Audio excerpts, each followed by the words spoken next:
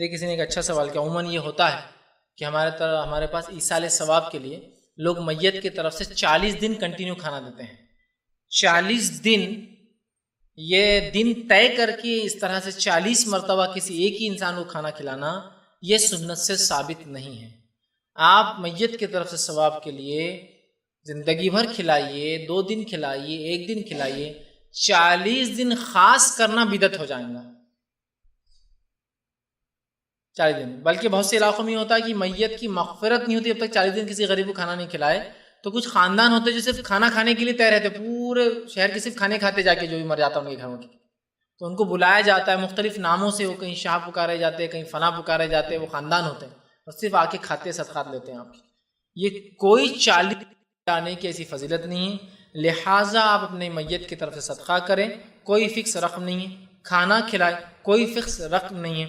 استغفار کرے، کوئی فکس اس کے استغفار کی تعداد نہیں ہے، یہ آپ کر سکتے ہیں. لیکن مخصوص 40 دن مغرب کا بعد ایک کھانا دینا، اسی ایک عورت یا ایک آدمی کو دینا، یہ تمام چیزیں خرافات میں سے، اس سے بچائیے ورنہ بدعتیں ایسی شروع ہوتی. سنتوں پہ تو اتنی پابندی نہیں ہو رہی ہے جتنی بدعتوں پہ ہم کرتے ہیں.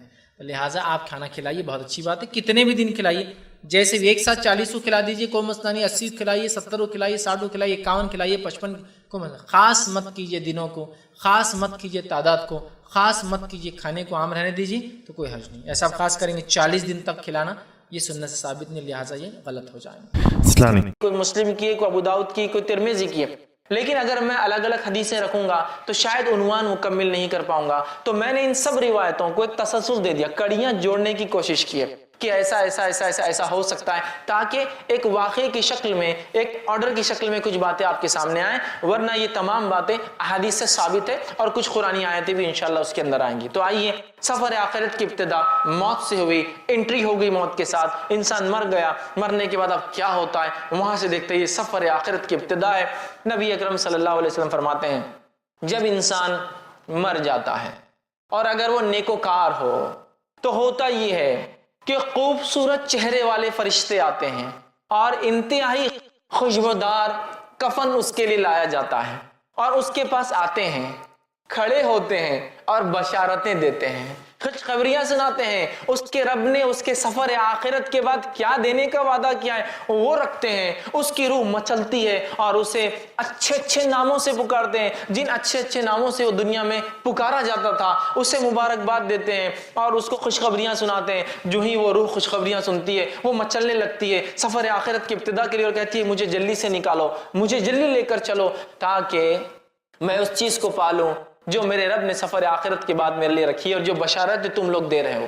پھر فرشتے اس کو خوشبودار کفن میں جو ہے کفناتے ہیں.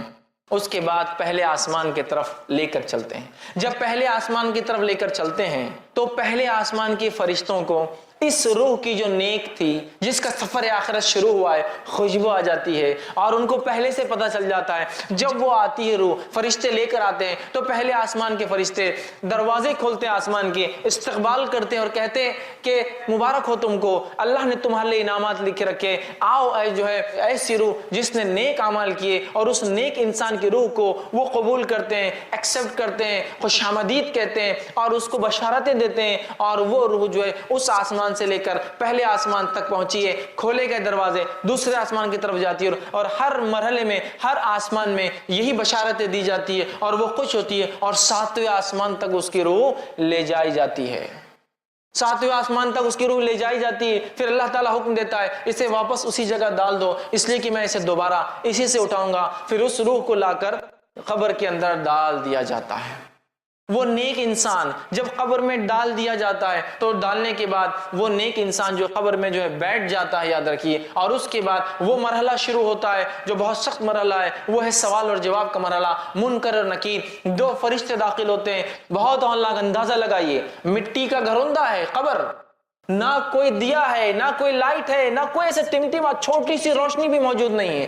اور اس کیفیت میں اس مٹی کے نیچے انسان دبا ہوا ہے. دنیا میں چھوٹے موٹے کیڑے مکوڑوں سے لوگ ڈرتے ہیں. اندازہ لگائیے اگر اعمال صحیح نہ کیے تو پھر ڈھیروں من مٹی نیچے دبنا ہے. کوئی ساتھی نہیں، کوئی لائٹ نہیں، کوئی مددگار نہیں، اور اتنی خوف زدہ، خوفناک منکر اور نکیر جو قبر مٹی کو پھاڑتے ہوئے آئے. اندازہ لگائی دنیا میں کوئی انسان غصے میں آ جائے تو ہم ڈر جاتے ہیں، وہ پھاڑتے ہوئے آئیں گے اور بجلی جیسی آواز ہوں گی، لیکن نیک انسان آ کر اسے اٹھائیں گے اور اٹھانے کے بعد اس سے 3 سوال کریں گے. اور پہلا سوال کیا جائے گا؟ من ربک، تیرا رب کون ہے؟ نیک انسان اطمینان سے بیٹھیں گا. اور آپ فرماتے ہیں کہ سورج غروب ہوتا دکھایا جائے گا. یہ سب غائب کی باتیں ہو رہی ہے. خبر کے معاملات، سفر آخرت پورا غائب سے متعلق ہے.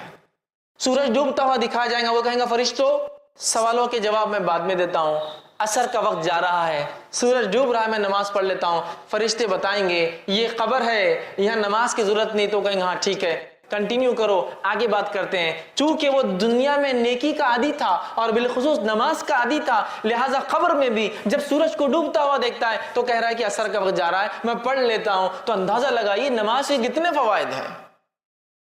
بتایا جائے گا نہیں ختم ہو گیا، نماز کا سلسلہ نہیں ہے، اعمال ختم ہو گئے، جو ہو گئے ہو گئے، اب تم لہٰذا بیٹھو اور جواب دو. تو جب پہلا سوال کیا جائے گا وہ کہیں گا میرا رب اللہ ہے. دوسرا سوال ہوگا من نبیو کا، کون ہے تمہارے نبی؟ تو وہ جواب دیں گا میرے نبی محمد صلی اللہ علیہ وسلم ہے. تیسرا سوال ہوگا ما دینوں کا، دین کیا ہے تمہارا، کس دین پر تھے دنیا میں؟ وہ کہیں گا میرا دین اسلام تھا. یہ کہنے کے بعد جب ایک نیک انسان اپنے سفر آخرت کے ابتدا میں جو ٹیسٹ اس کا ہوگا، جو اورل اس کا لیا جا رہا ہے، جو وائوا اس کا ہو رہا ہے، اس میں اگر وہ رائٹ آنسرز دیتا ہے ان تینوں کوشچنز کے تو نتیجہ یہ ہوگا فرشتے سوال و جواب کا سلسلہ ختم کر دیں گے. تینوں جواب اس نے دیا ہے اور ایک کھڑکی کھولی جائیں گی اور جہنم بتائی جائیں گی اور کہا جائے گا یہ وہ چیز ہے جس سے تیرے رب نے تجھے بچا لیا. وہ بندہ شکر ادا کرے گا. اور ایک کھڑکی کھولی جائیں گی اور بتایا جائے گا یہ تیرا مقام ہے جنت میں، یہ تیرا مقام ہے. وہ روح مچل اٹھیں گی اور وہ فرشتوں سے کہیں گا نیک انسان اے فرشتوں مجھے مہلت دے دو، میں جا کے اپنے رشتہ داروں کو بتا دیتا ہوں یہ میرے رب نے نیکیوں کی وجہ سے دیا ہے. فرشتے کہیں گے لوٹنے کا چانس، لوٹنے کا جو ہے کوئی جو ہے اس کے اندر امکان نہیں ہے، لہٰذا تم اطمینان کرو. اور پھر وہ انسان دعا کریں گے اللہ قیامت جلدی قائم کر، چونکہ وہ مقام مجھے چاہیے جو بتایا گیا میرا وہاں. اور وہ کہیں گے قیامت جلدی قائم کر اللہ تاکہ میں اٹھوں اس روز اور سفر آخرت کا جو اینڈ ہوگا اس میں جو ڈیسٹینیشن جو بتایا جا رہا ہے جو مجھے ملنے والا ہے یہ مجھے جلدی سے مل جائے. اور اس کے بعد وہ جنت کی کھڑکی کھلی رہیں گی، اس کی کچھ ہوائیں وہ محسوس کریں گا، ایک بہترین بستر اس کے لیے بچھایا جائے گا. اور فرشتے کہیں گے اے شخص آرام سے اطمینان سے سو جاؤ، تمہارا سفر مطلب اس کا سفر شروع ہو گیا، اطمینان سے تم اس پہ سو جاؤ. اور اس کو ایک دلہن کی طرح بستر پہ سلا دیا جائے گا اور اس کے بعد وہ اطمینان سے سو جائیں گا. اللہ کی طرف سے حکم گا اس کا نام علیین میں نیکوکاروں کے رجسٹر کے اندر اندراج کر دیا جائے، لکھ دیا جائے، اس کا رجسٹر میں نام لکھ دیا جائے گا نیکوکاروں کی. آئیے اس کے بالمقابل وہ انسان جو گناہ کرتا تھا، معصیت، جرم، کفر، شرک، نفاق، اس کی زندگی اس میں گزری، اس شخص کی موت کیسی آتی وہ بھی دیکھیے، اس کا سفر آخرت سٹارٹ کیسا ہوتا وہ بھی دیکھتے ہیں ہم. اللہ رب العزت ہم پر رحم کرے اور ہماری حفاظت کرے. بہت سخت سفر ہے. ویسے موت کی ہولناکی کتنی خطرناک تھی، لیکن ایک جو گناہگار انسان ہوتا ہے اس کے پاس فرشتے جب اس کی روح کا وقت آتا ہے پہلے تو کہتا مہلت دی جائے، چھوٹ ڈھیل دی جائے، کہا جاتا ڈھیل نہیں ہے. اس کے بعد فرشتے جو کہ انتہائی گھٹیا صورتوں میں، بری صورتوں میں آتے ہیں اور انتہائی بدبودار ٹاٹ کا ایک اس کے لیے کفن لاتے ہیں اور لانے کے بعد کہتے ہیں کہ اے مغضوب روح، اللہ کا تجھ پر غضب ہونے والا ہے، تو نے گناہ اور معصیت کیے، نکل، تیرا مقام یہ ہے. چونکہ جیسا نیک آدمی کو بشارت دی جاتی ہے اس کو اس کا مقام کے تعلق سے بشارت دی جاتی ہے، نکل تجھے یہاں جانا ہے. اور وہ گناہگار انسان کہتا ہے کہ نہیں میں نہیں نکلوں گا. اس کی روح جسم کے اندر جاتی ہے. جب روح اندر جاتی ہے تو اسی ماحول کی، اسی حالت کی ایک تصویر اللہ نے بیان کی اور کہا وَالنَّازِعَاتِ غَرْقًا، قسماً فرشتوں کی جو روحوں کو جسم میں ڈوب کر غوطے لگا کے کھینچ کر نکالتے ہیں. چونکہ اس کی روح باہر آنا نہیں چاہیں گی، وہ اندر جائیں گی اور یہ فرشتے اندر جا کے روح کو نکالیں گے. اور اسی بات کو اللہ رب العزت نے سورہ انعام سورہ نمبر 6 آیت نمبر 93 میں دیکھیے کیسا بیان کیا. اللہ فرماتا ہے اے نبی کہ اگر تم دیکھتے جب ظالموں کی موت کا وقت قریب آتا ہے، ٹھیک ہے، اور وہ موت کی جھانکنی میں جا کر پھنستے ہیں، سکرات میں ہوتے ہیں، تو فرشتے ان کے پاس جاتے ہیں، ملائکۃ باسطوا ایدیہم، اور اپنے ہاتھوں کو بڑا بڑا کر کھینچتے ہیں اس کی روح کو، نکل، چونکہ ایک نہیں کئی فرشتے آتے، یاد رکھیں، نکل اس کو کھینچتے ہیں۔ اب تمہیں بتایا جائے گا کیسا عذاب تمہیں ملتا ہے ان باتوں کے لیے جو تم اللہ کے تعلق سے بغیر علم کے بک دیا کرتے تھے، نکلو باہر اب۔ تو فرشتے ڈوب ڈوب کر نکالیں گے، فرشتے کھینچ کر کے نکالیں گے، وہ سفر کے لیے راضی نہیں ہوں گی، وہ روح وہ اندر گھسیں گی۔ فرشتے جب نکالیں گے، نبی اکرم صلی اللہ علیہ وسلم فرمایا کیسی تکلیف ہوں گی اس شخص کو جس کی روح جو گناہگار ہوگا، جیسے ایک بھیڑ ہو، بھیڑ سمجھتے نا آپ، شیپ، بھیڑ ہو، اس کی اون کتنی گتھیاں ہوتی ہیں اس میں، وہ اگر گیلی ہو اور اس پر کوئی کانٹے دار چھڑی لے اور اس کو گھمائے جس میں بال اٹک جائے اور پھر اس کو کھینچ کر نکالے، اس قسم کی شدید تکلیف وہ محسوس کرتا ہے، اور اس کی جلد جو ہے جیسا نکلتی ہے تکلیف محسوس کرتا ہے، اور تکلیف محسوس کرتا ہے، لیکن اسے فرشتے نکالتے بدبودار نہایتی گندے ٹاٹ کے اندر اسے لپیٹتے ہیں، لپیٹنے کے بعد پہلے آسمان پہ لے جاتے ہیں۔ پہلے آسمان کے فرشتے کہتے ہیں اس مغضوب روح کے لیے آسمان کے دروازے نہیں کھولے جائیں گے، واپس چلی جاؤ، اور اس انسان کو فرشتے انتہائی گھٹیا گھٹیا ناموں سے پکاریں گے جس سے دنیا میں چڑھتا تھا اور نفرت کرتا تھا۔ خبر میں آنے کے بعد وہی ہولناکی منکر اور نکیر ظاہر ہوں گے جن کی آواز بجلی کی کڑک جیسی ہوں گی، اور آ کر سوال کریں گے اس سے اور کہیں گے من ربکا، تیرا رب کون تھا؟ کافر کہیں گا ہا لا ادری، مجھے نہیں پتا میرا رب کون تھا، مجھے نہیں پتا، جواب نہیں دے پائیں گا۔ دوسرا سوال ہوگا من نبیکا، نبی کون تھے، تیرا نبی کون ہے؟ کافر کہیں گے ہاں لا ادری، مجھے تو نہیں معلوم کون میرے نبی ہے، جواب نہیں دے پائیں گے۔ تیسرا جو سوال ما دینو کا، تیرا دین کیا ہے؟ کافر کہیں گا ہاں لا ادری، مجھے اس کا بھی جواب نہیں معلوم۔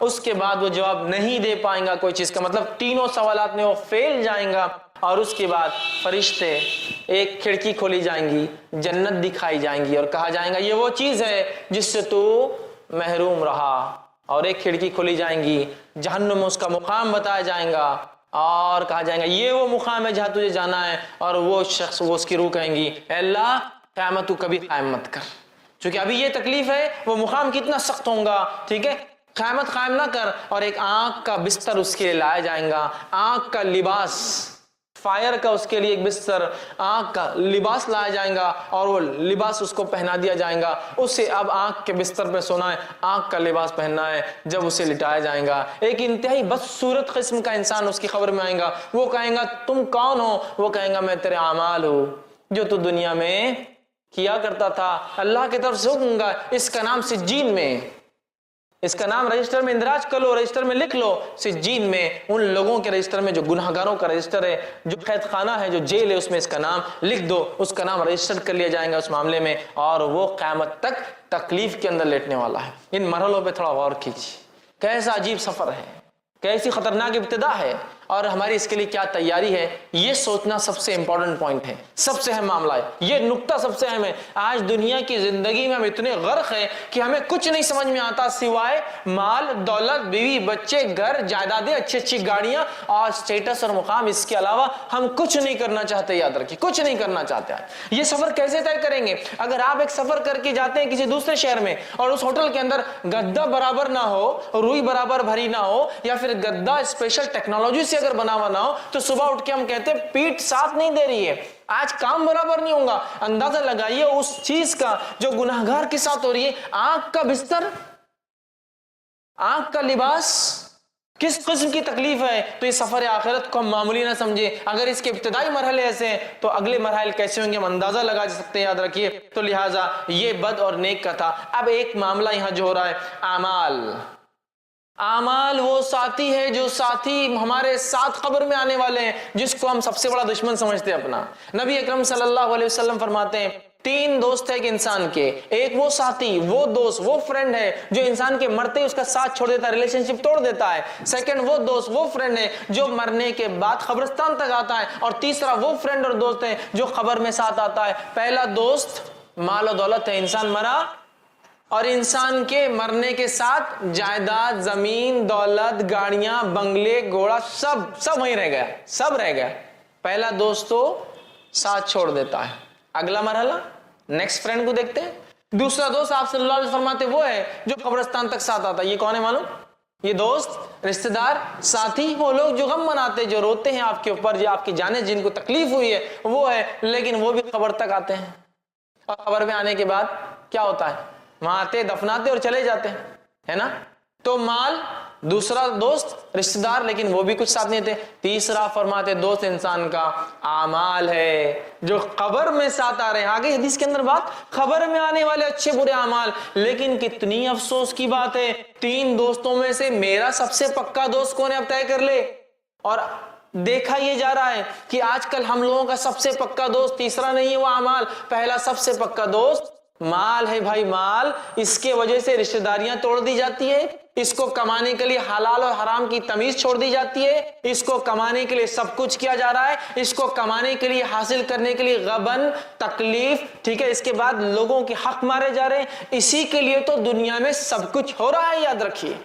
اور یہ سب سے پکا دوست ہے، اسی کی وجہ سے تو ہم نے سنتوں کو ترک کیا، اسی کی وجہ سے تو فرائض کو ہم نے چھوڑا۔ ارے بھائی ظہر کے ٹائم پہ نماز کو چل جائیں گے تو کام کم ہوگا، سیلری کم ہو جائیں گی، لہٰذا 1 گھنٹہ بڑھ جائیں گا نا، اسی کے لیے تو ہم نے نماز فرائض چھوڑے، اسی کے لیے تو جو رشتوں کو جوڑنے کا حکم ہے وہ توڑے کہ رشتے باقی رکھیں گے تو آ جائیں گے کل کو غریب رشتے دار، بولیں گے یہ دو یہ دو یہ دو، کہاں سے لاؤں گا؟ توڑو رشتے داریاں، چونکہ مال مانگ لیں گے یہ، تو اسی کے لیے تو سب کچھ کیا، اسی کے لیے احکامات چھوڑے اسلام کے، اسی کے لیے فرائض چھوڑے، اسی کے لیے رشتہ داریاں توڑی، اسی کے لیے بغیر حلال و حرام کی تمیز کے، اور میں نے حرام کمایا، رشوت خوری کی، غبن کیا، چوری کی، جو کچھ ہو سکتا ہے کیا، مال حاصل کیا، اور یہ ایسا بے وفا ساتھی ہے، فرسٹ سٹیج میں چھوڑ دیتا ہے، انسان مر کے چلا جاتا ہے، جھگڑا جائیداد کا چلتے رہتا ہے۔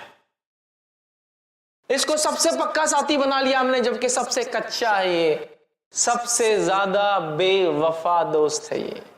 دوسرا دوست رشتہ دار، کہاں تک آتے ہیں؟ یہ بھی قبر تک۔ یہ وہی رشتہ دار ہے نا جن کے لیے آپ نے شریعت کو بالائے طاق رکھا، بھائی شادی ایسی کرو، ایسی شادی تھوڑی ہوتی سماج میں، بڑے کیا کہیں گے ہمارے۔ یہ وہی رشتہ دار ہے نا جن کی وجہ سے سنتوں کو چھوڑا، یہ وہی رشتہ دار ہے نا جن کی وجہ سے ہم نے دین اور اسلام کو چھوڑا۔ ارے بھائی پورے خاندان میں کوئی عمل نہیں کرتا، میں کیسے کروں گا؟ نام دکھانا ہے سماج میں، آگے بڑھنا ہے، بچوں کی شادیاں وغیرہ ہونا ہے، لہٰذا میں یہ قرآن حدیث اور سنت کی بات نہیں کر سکتا یہاں۔ تو یہ رشتہ جن کے لیے آپ نے اسلام کو چھوڑا، یہ رشتہ دار ہے جس کے لیے آپ نے سب کچھ کیا، اسلام اور شریعت کو بالائے طاق رکھا، سنتوں کی اہمیت کو ہم نے وہ کیا، میں میرا بیٹا ہے اس کے لیے کیسا ہوں گا، یہ کر لیا، میری بیٹی ہے۔ رشتہ داروں کے لیے یہ اتنے بے وفا ہے، بس قبرستان تک آئیں گے، 2 آنسو بہائیں گے، بیوی ہو تو 4 مہینے 10 دن غم کریں گے، اس کے بعد سب کچھ دنیا کا چلنے لگے گا۔ کوئی ساتھ نہیں آ رہا مال، کوئی ساتھ نہیں آ رہا خبر میں، ایک بھی رشتہ دار جس کے لیے یہ 2 فرینڈز کے لیے سب کچھ کیا، یہ سب سے بے وفا ہے۔ تیسرا جو دوست ہے جس سے سب سے کم اور ہلکی دوستی اور فرینڈشپ ہے میری اور آپ کی آج، وہ ہے اعمال۔ یہ زندگی میں بھی ساتھ ہے، یہ قبر میں بھی ساتھ ہے، یہ مقام محشر میں ترازو میں بھی تولا جائیں گا، اور انشاءاللہ اللہ کے فضل اور رحم کے بعد یہ وجہ بنے گا جنت میں جانے کی۔ اعمال، اعمال، لیکن اعمال بعد میں، پہلے مال، پھر رشتہ دار کیا بولیں گے، یہی معاملہ ہے نا۔ دیکھیے کوئی کام کرنا ہے، نہیں بھائی اس سے پہلے تو دیکھ لو بزنس میں کیا فرق آتا۔ دوسرا رشتہ دار کیا بولیں گے، ارے نہیں تو سنت ہے، رشتہ دار کیا بولیں گے، بھائی سماج میں رہنا ہے نا۔ اس کے بعد اعمال کا سوچا جائیں گا۔ تو یہ دوست، یہ اعمال جس کو ہم نے سب سے کمزور دوست بنا لیا، اس سے وہ مضبوط دوستی اور رشتہ نہیں رکھا، یہی وہ عمل ہے جو ہر جگہ آنے والا ہے، قبر میں بھی آئیں گا، قبر میں بھی آئیں گا۔ ایک تو مسئلہ حل ہوا۔ دوسرا، سوالات تو کتنے آسان دکھتے ہیں نا، من ربو کا، ربی اللہ، میرا رب اللہ ہے، کتنا آسان جواب ہے۔ من نبیو کا، میرا نبی کون ہے، کتنا آسان جواب، کس کو نہیں پتا کہ نبی محمد صلی اللہ علیہ وسلم ہے ہمارے، آسان۔ ماں دینوں کا، دین کیا تھا تیرا، کتنا آسان ہے دین اسلام، 3 سوال اور 3 الفاظ میں جواب ہے اس کے، اللہ، محمد صلی اللہ علیہ وسلم اور اسلام، میں تو یوں ہی دے دوں گا۔ میرے بھائیوں اس بات کو غور سے ہم سنیں اور سمجھے، ان 3 سوالات کا جواب وہی آدمی دے سکتا ہے جس کی زندگی ان تینوں کے مطابق گزری ہو، یاد رکھیے۔ ان 3 سوالات، جس نے اللہ کو واقع میں رب مانا، اس کے ساتھ کبھی شرک نہیں کیا، اس کی توحید پر زندگی گزاری، اس کے احکام کو سنا، اس کے حرام کو حرام جانا، اس کے حلال کو حلال جانا، اس کی اطاعت، اس کی شریعت کی اطاعت کی، اس کی فرمانبرداری میں زندگی گزار دی، اس کی محبت کے لیے دنیا میں سب کچھ کیا، تو وہ کہہ سکیں گا میرا رب اللہ ہے۔ اللہ ایک لفظ ہے نا صرف، کیوں نہیں کہہ سکوں؟ نہیں کہہ سکیں گے جس کی زندگی اس پہ نہیں چلی ہو. ہم شرک، کفر، معصیت، احکام کو توڑنا، حرام میں زندگیاں ڈوبی ہوئی ہے، من مانی زندگیاں گزار رہے ہیں. نہیں اللہ تعالیٰ پھر بھی ہم کو یہ نہیں، یہ لفظ نہیں آئیں گا زبان پہ، یاد رکھیے. یہ تو اسی کے زبان پہ آئیں گا جس کی زندگی اللہ کو رب مانتے ہوئے گزری ہو اور اللہ کو رب مانتے ہوئے دنیا سے چلا گیا ہو، یاد رکھیے. اور اسی رب کے لیے اس نے لوگوں سے رشتے توڑے، اسی رب کے لیے لوگوں سے اس نے لڑائیاں کی، اسی رب کی خاطر دوستی ہوئی، اسی رب کی خاطر دشمنی ہوئی، اسی کی خاطر حرام کو چھوڑا، اسی خاطر حلال کو کیا. اس نے کہا تھا رشتہ داریاں نبھاؤ تو میں نے کر لیا تھا. سب کچھ اللہ کے لیے ہو، وہ کہہ سکیں گے میرا رب اللہ ہے. دوسرا میرا نبی کون ہے؟ محمد صلی اللہ علیہ وسلم. کتنا آسان ہے، لیکن یہ وہی کہہ سکیں گا جس کی زندگی نبی اکرم صلی اللہ علیہ وسلم کی اتباع میں گزری ہو. من مانے ڈھنگ سے زندگی گزارنے والوں کو یہ جواب نہیں ملے گا، اس کا یاد رکھیے. جس نے جو سنت کو بالائے طاق رکھا، سنت کیا ہے؟ کر لیے تو عمل ٹھیک، نہیں کرے تو چلتا، ماحول بنا دیا گیا. یہ سنت پہ عمل کرے تو ٹھیک، نہیں کرے تو چلتا ہے، ایسا کوئی مسئلہ نہیں. اتنا ماحول بنا دیا گیا آج. یہ سنتوں کو مذاق سمجھ رہے ہیں، سنتوں کا انکار کرنا فیشن بن چکا ہے آج کل. مانو ارے یہ حدیث تو میرے پلے نہیں پڑ رہی بھائی، سمجھ میں نہیں آ رہی، رد.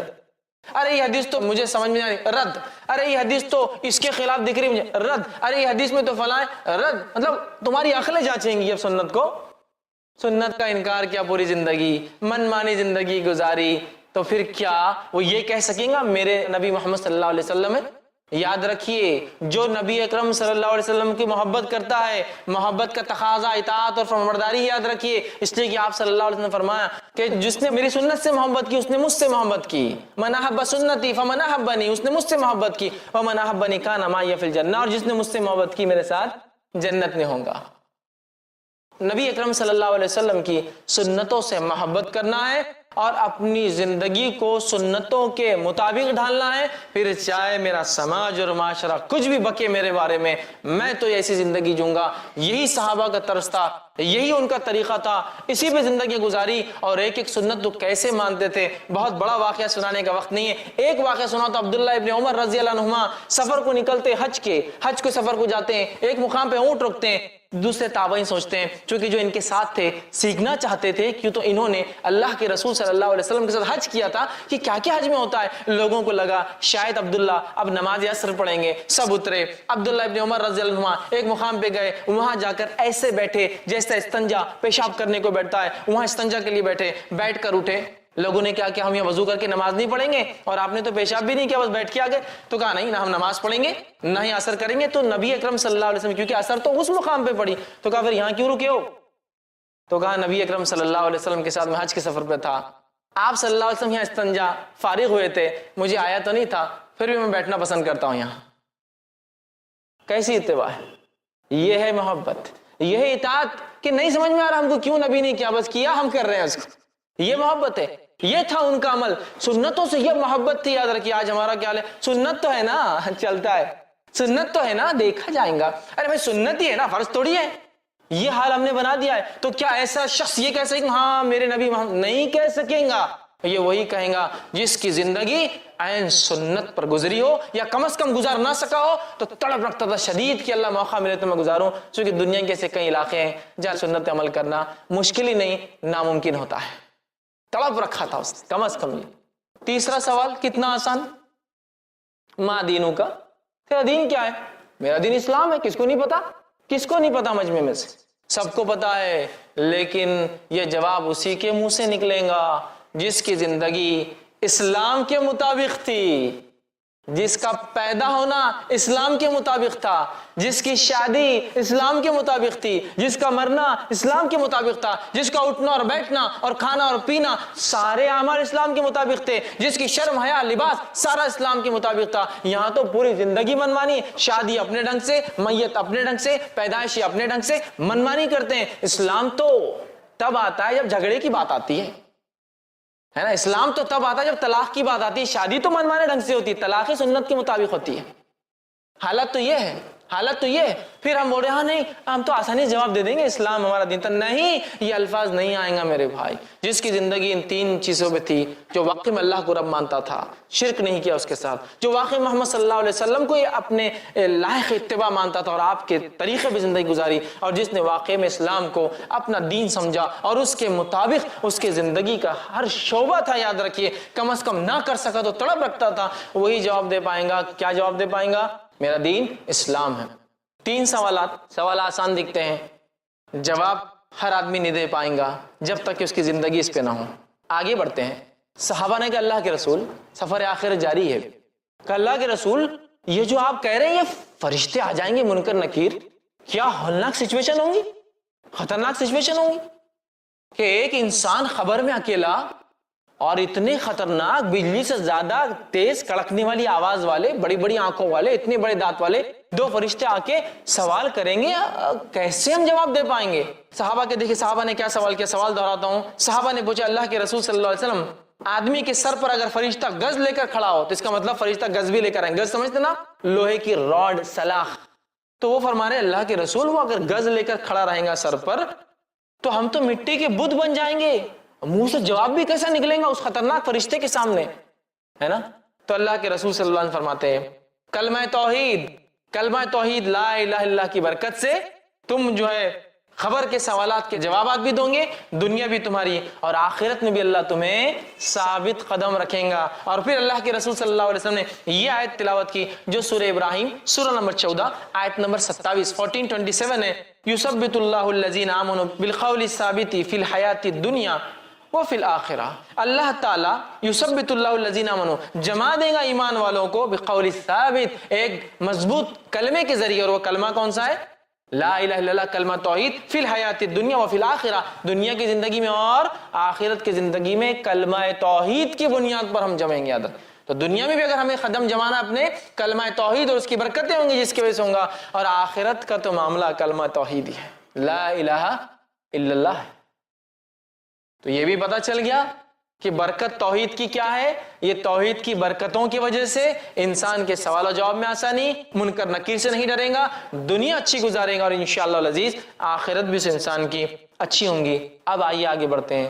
खबर में एक चौथा सवाल भी होगा, हैरत मत कीजिए, लेकिन ये सवाल नहीं है, ये फरिश्ते पूछेंगे, फिर सवाल की शक्ल में नहीं, ताज्जुब की शक्ल में या तारीफ की शक्ल में। वो क्या चीज है? इसके ताल्लुक से अबू दाऊद और बुखारी की रिवायत आती। अबू दाऊद की रिवायत में है, नबी अकरम सल्लल्लाहु अलैहि वसल्लम फरमाते हैं जब बंदा 3 सवालात के जवाब दे देगा, मतलब ये नेक इंसान था, राइट आंसर्स दे देगा, तो फरिश्ते उससे पूछेंगे और सवाल करेंगे मा युद्रिक, तुझे हमारे सवालात के जवाब कैसे आए? बहुत इंपॉर्टेंट इशू है। अगर जो लोग स्टूडेंट्स हैं, स्कूल कॉलेज जाते एग्जाम्स देते हैं, वो इस बात को समझ सकते हैं कि वाइवा में अगर कोई क्वेश्चन आने वाला है और वो क्वेश्चन का आंसर कहाँ मिलता है अगर पता चल जाए तो कितनी बड़ी बात होगी ना। वही बात हो रही है। फरिश्ते पूछेंगे पता कैसे चला आपको ये 3 सवालात के ये 3 जवाब है?